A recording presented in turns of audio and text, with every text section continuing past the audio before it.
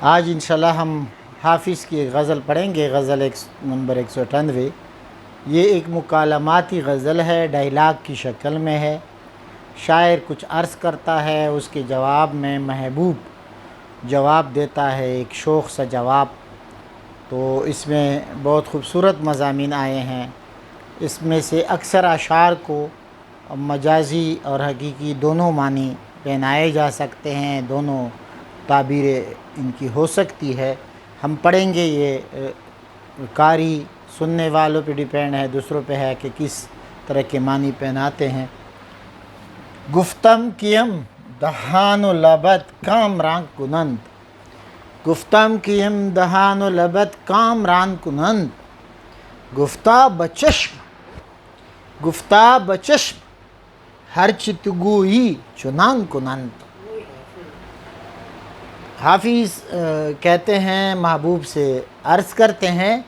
گفتم came دہان و لبت کامرا کنند، کہ میں نے کہا، گفتم میم جو ہے میں کے لیے ہے، گفتم میں نے کہا، میں نے عرض کیا، گفتم میں نے کہا، میں نے عرض کیا، دہان منہ کو کہتے ہیں، ماؤتھ، لب بت تیرے لب، یہ تیرے لیے ہے، خطاب کے لیے ہے۔ کامران کنند کامیاب کرنا، سعادت مند کرنا، کامیاب، سعادت مند، خوشبخت، نوازنا ہم کہہ سکتے ہیں کامران کنند۔ اور کنند جمع کے لیے استعمال ہوتا ہے،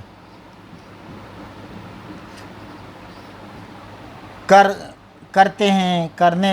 شعر کے مطابق وہ کرتے ہیں، دے ڈو۔ بچشم، جس طرح ہم انگریزی میں کہتے ہیں مائی پلیجر، خوشی کے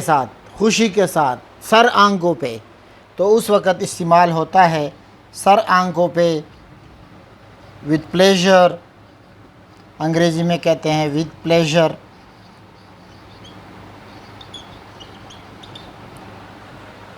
چنا اس طرح، گفتم کیم دہان و لبت کامران کنند، میں نے عرض کیا، میں نے کہا محبوب سے کہ تیرے لب اور تیرا منہ یہ کب ہمیں نوازیں گے، کب ہمیں اپنی شیرینی سے، شیریں گفتاری سے، بوسے سے، اپنے حسن سے کب نوازیں گے ہم، ان سے ہم کب، یہ آپ کے لب، آپ کے ہونٹ، آپ کے منہ ہمیں کب نوازیں گے۔ گفتہ بچشم، محبوب نے کہا بچشم، سر آنکھوں پہ، مائی پلیجر، جب ہر چی تو گویی چنان کنند، جو کچھ تم کہو گے، تو گویی تو کہو گے، جو کچھ تو کہتا ہے، چنان کنند، تو یہ میرے لب اور میرا منہ اور میرے ہونٹ وہی کریں گے جو تو کہے گا، جو تو حکم دے گا وہی کچھ کرے گا۔ گفتم کیم دہان و لبت کامران کنند، میں نے کہا کہ یہ تیرے ہونٹ، تیرے لب، تیرے منہ ہمیں کب نوازیں گے، اپنے حسن سے، اپنی شیرینی سے، اپنی شیریں گفتاری سے، کب اپنے بوسوں سے ہمیں نوازیں گے۔ گفتہ بچشم، محبوب نے کہا کہ سر آنکھوں پہ، ود مائی پلیجر، جو بھی تو کہے گا، جب بھی تو کہے گا، یہ وہی، اور جو کچھ تو کہے گا یہ وہی کچھ کریں گے، اسی طریقے سے نوازیں گے جس طریقے سے تو چاہے گا۔ اس دوسرے شعر میں حافظ محبوب سے عرض کرتا ہے، محبوب کو ایک عرض گردانتے ہیں، ایک درخواست پیش کرتے ہیں، ایک بات پیش کرتے ہیں۔ گفتم، میں نے کہا، میں نے عرض کیا، حافظ کہتے ہیں میں نے عرض کیا، خراج مصر، کہ مصر کا خراج کہتے ہیں باج، ٹریبیوٹ، یعنی کوئی بڑا ملک، کوئی فاتح ملک کسی اور ملک پہ کوئی خراج رکھ دے، جس کو انگریزی میں ٹریبیوٹ کہتے ہیں، کہ آپ نے اتنی مغلوب ہو کے ان پہ لگا دیتے ہیں، ٹیکس لگا دیتے ہیں کہ آپ نے اتنا ٹیکس، اتنا خراج، اتنا باج ادا کرنا ہے، تو اس کو خراج کہتے ہیں۔ اور مصر کی رعایت اس لیے لایا ہے کہ یہ روایت ہے، اور اس کی وہ ہے کہ مصر کے جو شکر کے لیے مشہور تھا، قند کے لیے مشہور تھا، اور اس طرح مٹی چیزیں جو تھی وہ خراج میں ادا کرتے تھے، چینی اور دوسری اور مٹی چیزیں اور قند، تو اس کے لیے چونکہ وہ لبوں کا ذکر ہے، تو محبوب کے میٹھے لب کا چونکہ ذکر ہے، تو اس کے لیے وہ مصر لائے ہیں کہ مصر سے جو خراج ملتا تھا وہ گنے کی شکل میں، مٹی چیزوں کی شکل میں، شکر کی شکل میں، تو اس کی وجہ سے حافظ نے اس بات کا بھی خیال رکھا ہے کہ مصر عرض کیا ہے کہ مصر کا خراج۔ تو حافظ عرض کرتے ہیں محبوب سے کہتے ہیں کہ لبت، تیرے لب، لب بت، تیرے لب مجھ سے، تیرے لب مصر کا خراج طلب کرتے ہیں، ڈیمانڈ ہے تیرے لبوں کا کہ مصر کا خراج وہ طلب کرتے ہیں، گفتان درین معاملکم ترزیان کنند۔ تو اس نے کہا کہ اس معاملے میں بہت کم لوگ نقصان کرتے ہیں، یعنی تیرے لب جب خراج وہ مصر دیتے ہیں شکر کی، تو یہ چونکہ شکری خوبصورت اور میٹھے لب ہیں، تو محبوب نے کہا کہ اگر یہ اس میں بہت کم لوگ نقصان کرتے ہیں، اگر یہ خراج عطا کریں گے تو یہ خراج جو ہے یہ نقصان کا سودا نہیں ہے، گھاٹے کا سودا نہیں ہے، یہ بہت میٹھا سودا ہے۔ گفتم خراج مصر طلب می کند لبت، میں نے کہا، میں نے عرض کیا کہ تیرے لب مصر کا خراج طلب کرتے ہیں، گفتہ درین معاملکم ترزیاں کنند۔ تو اس نے کہا کہ درین، یہ اصل میں درین، در میں ان، یہ اس معاملے میں بہت کم لوگ نقصان کرتے ہیں، یہ معاملہ، یہ سودا کرنا چاہیے آپ کو، یہ خراج ادا کرنا چاہیے، خراج لینا چاہیے، یہ بہت ہی اعلیٰ سودا ہے، گھاٹے کا سودا نہیں ہے، ایسی میٹھی چیز تم کبھی پھر نہیں پاؤ گے، یہ بہت بڑا سودا ہے، اچھا سودا ہے۔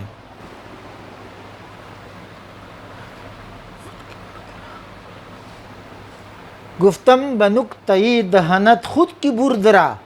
گفت این حکایت است، گفت این حکایت است کہ با نکتہ دان کنند۔ یہاں اس سے پہلے ایک بات سمجھنی چاہیے کہ فارسی شاعری میں چھوٹا منہ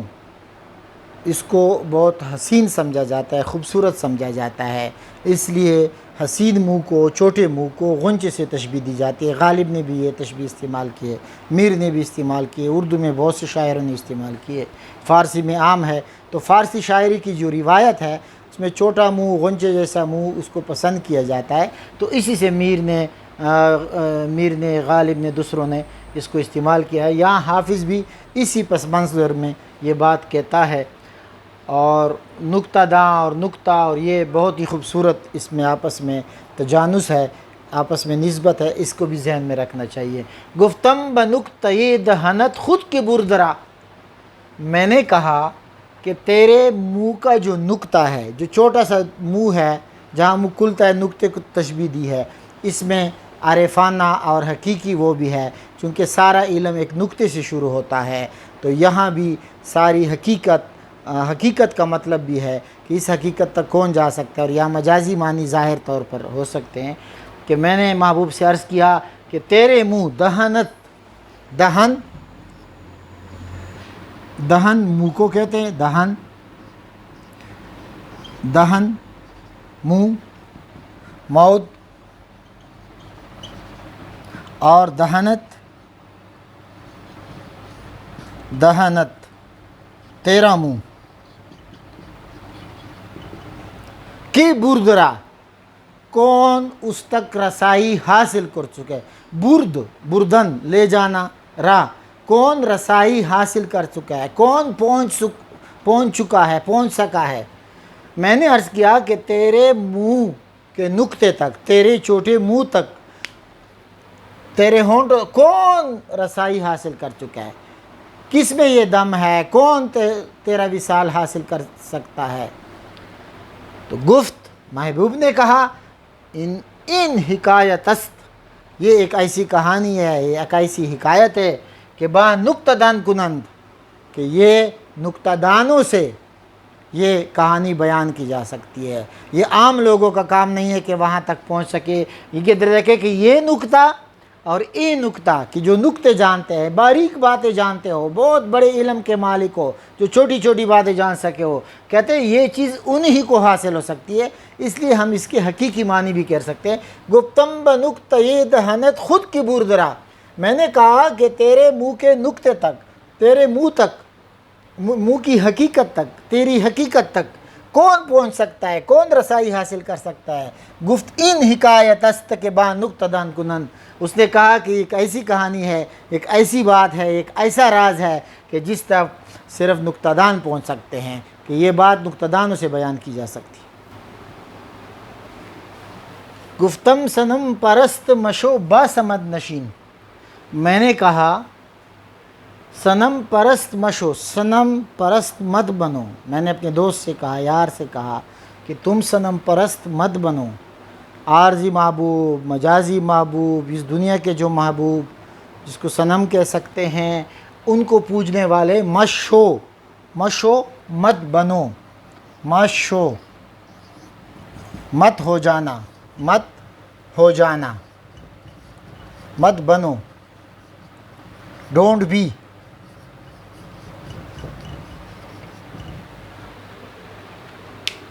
میں نے کہا کہ تم صنم پرست مت بنو با سمد نشین،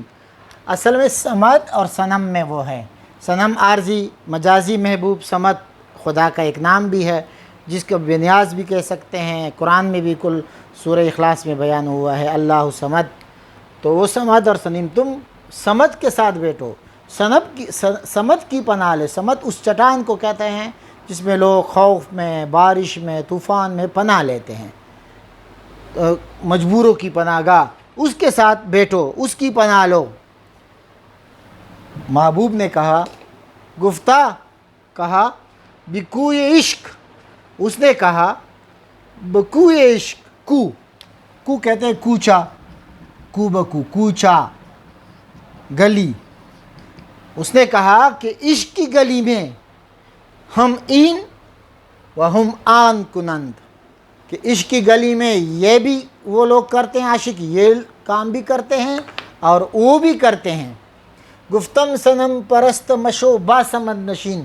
گفتہ بکوئے عشق ہم این و ہم آن کنند، وہ بھی کرتے ہیں یہ بھی کرتے ہیں۔ مجازی بھی ہو سکتا ہے، عشق بھی ہوتا ہے، اور مجاز اس میں حافظ یہ کہتے ہیں کہ مجازی عشق بھی ضروری ہے، جس طرح قول بیان کیا جاتا ہے کہ یہ عشق کی حقیقی کے لیے مجازی عشق پول کا کام دیتے ہیں، ان کی سختیوں سے گزرے، ان مراحل سے مجازی عشق سے گزر کر تم حقیقی عشق میں داخل ہو سکتے ہو۔ تو یہ حافظ یہاں اس بات کی وضاحت کرتے ہیں کہ محبوب نے کہا کہ عشق کی گلی میں یہ بھی کرتے ہیں وہ بھی کرتے ہیں، دونوں کام ہوتے ہیں، عشق حقیقی اور عشق کی مجازی دونوں ضروری ہیں۔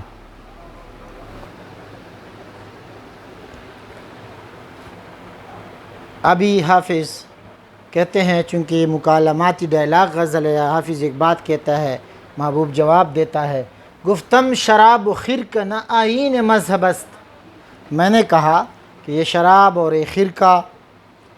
نہ آئین مذہب است، یہ خرقہ، یہ صوفیوں کا خرقہ اور یہ شراب مراب پینا، اس قسم کا لباس، نہ آئین مذہب است، یہ پکے دین کا حصہ نہیں ہے، یہ آئین کا مذہب کے آئین کا حصہ نہیں ہے۔ اس گفت ان عمل بمذہب پیر مغاں کنند، اس نے کہا کہ یہ عمل پیر مغاں کے دین میں کیا جاتا ہے، جو صحیح عاشق بنتا ہے، جو صحیح میکدے کا، عشق کے میکدے کا شرابی بن جاتا ہے، تو اس میں شراب بھی پی جاتی ہے، شراب مطلب حقیقی شراب بھی ہو سکتا ہے، اور خرقہ پہننا، درویش ہو جانا، دنیا چھوڑ جانا، پھر کہتے ہیں عشق کے مذہب میں یہ ہوتا ہے۔ پیر مغاں جو شراب خانے کا بڑا شخص ہوتا ہے، اس کو چلانے والا نگران ہوتا ہے، اس کو پیر مغاں کہتے ہیں۔ گفتم شراب و خرقہ نہ آئین مذہب است، گفت این عمل بمذہب پیر مغاں کنند، پیر مغاں کے مذہب میں ہوتا ہے۔ یہاں حافظ پھر وہی ڈائلاگ اور مکالمہ ہے گفتم میں نے کہا، ہوائے میکدہ، میکدی کی خواہش، ہوا خواہش کو بھی کہتے ہیں ڈیزائر، اور فضا کو بھی کہتے ہیں ہوا، فضا۔ غم می برد، می برد لے جاتا ہے، پہلے جو تھا وہ برد تھا، یہ می برد پریزنٹ ٹینس سے مضارع، می برد لے جاتا ہے، ٹیکس اوے۔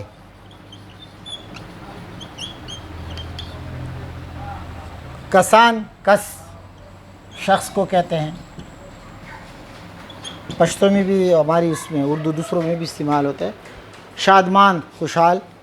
گفتم ہوائے میکد غم می برد ز دل، میں نے کہا کہ میکدی کی خواہش، میکدے کی آرزو، میکدے کی فضا، میکدے کے جو ماحول ہے، غم می برد ز دل، دل سے سارے غم لے جاتا ہے، یہ سارے میکدے کی ہوا سارے غم لے جاتی ہے، آدمی کے غم دور کر دیتی ہے۔ گفتہ خوشاں کسان کی دلی شاد مان کند، اس نے کہا کہ بہت ہی اعلیٰ، بہت ہی خوش قسمت، بہت ہی اچھے ہیں وہ لوگ، آن کسان وہ لوگ کہ دلی شاد مان کنند، جو دلوں کو خوش کرتے ہیں، دلوں کو خوش کرنے والے، غم دور لے جانے والے، غم کو بانٹنے والے بہت اعلیٰ لوگ ہیں۔ میکدے کے لوگ تو بڑے اعلیٰ لوگ ہیں کہ وہ آپ کے غم کو دور کر دیتے ہیں۔ گفتم ہوائے میکد غم می برد ز دل، گفتہ خوشاں کسان کہ دلی شاد مان کنند۔ اب حافظ پیر کہتے ہیں گفتم میں نے کہا، آئی سیڈ، آئی آسکڈ، زی لالے، زی از سے، لالے نوش لباں، لال یاقوت کو کہتا ہے، سرخ لال کو کہتا ہے، لیکن محبوب کے ہونٹوں کے لیے بھی استعمال ہوتا ہے، اردو میں بھی ہے۔ تجھ لب کے لیے ولی کا شعر ہے، تجھ لب کی صفت لال بدخشاں سو کہوں گا، جادو ہے تیرے نین غزہ لاسو کہوں گا۔ گفتم زی لال نوش لباں، پیر راچ سود، پیر بوڑھے کو کہتے ہیں، سود فائدہ، فائدہ سود اوزیاں، سود فائدے کو کہتے ہیں، نفع بینیفٹ، پروفٹ۔ کہتے ہیں کہ میں نے پوچھا زلال نوش لباں، نوش لباں بہت اچھے پیارے میٹھے ہونٹ، جس کو نوش کے قابل ہو، پینے کے قابل ہو، چکنے کے قابل ہو، اعلیٰ کہ خوبصورت لبوں سے پیر راچ سود، پیر ایک بوڑھے کو کیا فائدہ ہو سکتا ہے؟ تو جوانی کی باتیں ہیں، تیرے خوبصورت لبوں سے اس ایک بوڑھے کو کیا فائدہ ہو سکتا ہے؟ چی سود۔ گفتم زلال نوش لباں پیر راچ سود، میرے خیال میں بیت الغزل بہت خوبصورت شعر ہے۔ میں نے پوچھا کہ آپ کے جو خوبصورت ہونٹ ہے، لال ہونٹ ہے، اس سے ایک بوڑھے کو کیا فائدہ ہو سکتا ہے؟ گفتہ بپو بوس ہے شکرینش جوان کنند، تو کہا کہ شکرینش میٹھے شکر جیسے، اس کے جو شکر جیسے اور میٹھے جو ہونٹ ہے، کند جیسے ہونٹ ہے، گفتہ ببو سے شکرینش، محبوب اپنے میٹھے لبوں کے بوسہ سے، اس کے کس سے، جوان کنند، جوان کرتے ہیں، ان کے ہونٹ، ان کا بوسہ، ان کی نظر عنایت، ان کا وصال تو بوڑھے کو جوان کر دیتے ہیں، اس کے لیے بڑے فائدے کی چیز ہے۔ گفتم کی خواجہ کی بسرے ہجل می رود، خواجہ یہ اس کا سرپرست، اس کا پیٹرن، اس کا مینٹور، حافظ کا کوئی وزیر ہے، تو وہ اس وزیر یا بادشاہ کی طرف اس کے مختلف نام آئے ہیں کہ اس کی طرف اشارہ ہے یا اس کی کوئی دوست کی اشارہ ہے جس کی شادی ہو رہی ہے، تو اس شادی کے اس میں تناظر میں وہ یہ بات کہتے ہیں۔ گفتم کہ خواجہ کی بسرے ہجلہ، ہجلہ کہتے ہیں اس ہجلہ عروسی، حجلہ عروسی جس میں دلہن کو بٹھایا جاتا ہے، دلہا اور دلہن کا کمرہ، شادی کا کمرہ، تو اس کو حجلہ کہتے ہیں، حجلہ عروسی، جس میں داماد فارسی میں دلہا کو کہتے ہیں اور عروس دلہن۔ بسرے ہجلہ می رود کہتے ہیں کہ گفتم میں نے پوچھا کہ جو ہمارے خواجہ ہے، ہمارے جو صاحب ہیں، ہمارے جو وزیر اور بادشاہ ہیں، ہمارے جو دوست ہیں، وہ ہجلہ میں کب جائیں گے؟ یعنی اس کب شادی ہوگی، حجل عروسی میں شادی کے اس میں کب جائیں گے، اس کی شادی کب رچے گی. گفت اس نے کہا، آن زمان اس نے کہا اس وقت، کہ مشتری جو ستارہ ہے، بڑا سیارہ ہے سب سے، و ماہ اور چاند، کران کنند جب ان کا جوڑ بیٹھ جائے. یہ نجوم کی اصطلاح ہے. کران السادین کہتے ہیں، دو بڑی مبارک چیزیں ستارے ملتے ہیں، کہ مشتری اور چاند جب یہ دونوں ستارے مل جائیں، یا وہ مبارک ساتھ جب ہوگا تو یہ دونوں ہو. اور اس میں اس کی طرف بھی اشارہ ہے کہ ماہ جو ہے وہ محبوبہ ہے چاند، اور مشتری خریدنے والے کو بھی کہتے ہیں، عاشق کو بھی کہتے ہیں، اس کے لیے بھی اشارہ ہے، مشتری خریدنے والا، بیر، تو اس کی طرف بھی اشارہ ہے، اور سیاروں کی طرف بھی اشارہ ہے. حافظ کی شاعری میں مختلف پہلو، مختلف جہت، بہت پہلودار شعر ہوتے ہیں غالب کی طرح. تو گفت آن زمان اس وقت ہوگا کہ مشتری و ماہ، کہ جب یہ مشتری اور چاند آپس میں مل جائیں گے، ان کا ایک ہو جائے گا، یہ جب آپس میں ملیں گے تو اس طرح کا ہے. گفتم کہ خواجہ کی بسر ہجرہ می رود، گفت آن زمان کہ مشتری و ماہ کران کنند. یہ اس غزل کا غزل نمبر 198 حافظ کا، یہ اس کا آخری شعر ہے. یہ میں بتاتا چلوں کہ ہر ویڈیو میں ہم کوشش کریں گے کمنٹس میں اس کا پورا لنک دوں گا، آپ کو ٹیکسٹ بھی پڑھ سکیں گے تو اس کا میں لنک دوں گا، آپ وہاں سے اس کا پورا ٹیکسٹ بھی شعر کا پڑھ سکتے ہیں، یہ اشعار کا اور اس غزل کا. گفتم دعائے دولت وہ ورد حافظ است، میں نے کہا دعائے دولت وہ، دولت کہتے ہیں حکومت کو، دولت کہتے ہیں خوشبختی کو، اقبال کو، سعادت کو، کہ میں نے کہا کہ اس کی خوشبختی، اس کے اقبال بلند کرنے کی، ہونے کی، اس کی دعا، یعنی جو بادشاہ ہے یا اس کا سرپرست ہے، وزیر ہے جس کا ذکر پہلے ہو چکا ہے، تو حافظ کہتے ہیں کہ اس کے سربلندی، سرفرازی، اس کی خوشبختی کی دعا اس کی ورد حافظ است. یہ تو حافظ کا ورد ہے، جس طرح وظیفہ کیا جاتا ہے، ورد وظیفوں کے کہتے ہیں، ورد اوراد، یہ تو حافظ کا ورد ہے. حافظ ہمیشہ اس کی خوشبختی، اس کی سرفرازی، اس کی صحت، اس کی یعنی بادشاہ کی یا وزیر کی دعا کرتا رہتا ہے. گفت اس نے کہا، محبوب نے جواب دیا، جو اس کا مخاطب تھا اس نے جواب دیا، گفت این دعا ملائکے، گفت این دعا ملائکے ہفت، ادھر لفظ ہے ہفت، ہفت 7، اس نے کہا کہ یہ دعا ملائکے ہفت آسما کنند، کہ 7 آسمانوں کے فرشتے بھی یہ دعا کرتے رہتے ہیں. ہمارے بادشاہ جو ہے اس کی سربلندی، اس کی سرفرازی، اس کی اقبال، اس کی خوش قسمتی، اس کی دعائیں تو سارے فرشتے، 7 آسمانوں کے فرشتے کرتے رہتے ہیں. گفتم دعائے دولت وہ ورد حافظ است، گفت این دعا ملائکے ہفت آسما کنند.